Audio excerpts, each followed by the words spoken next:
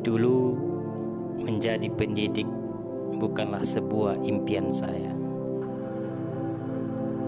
apalagi akan menjadi rutinitas yang harus dijalani setiap hari.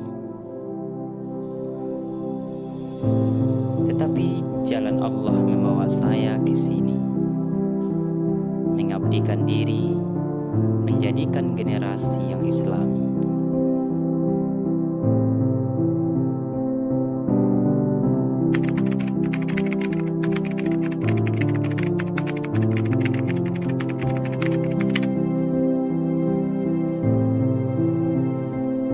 Tugas menjadi seorang pendidik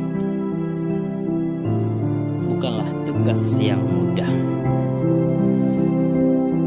Kita harus memastikan santri-santri, siswa-siswa kita paham akan apa yang kita ajarkan.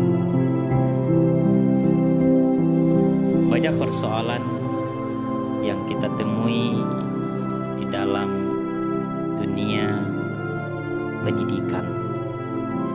Kenakalan remaja, ketidak hormatnya seorang murid terhadap guru. Tetapi semua itu saya jadikan sebagai cambuk untuk tetap bisa memberikan yang terbaik bagi anak-anak didik saya.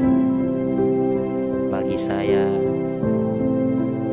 pendidik bukanlah profesi, tetapi pendidik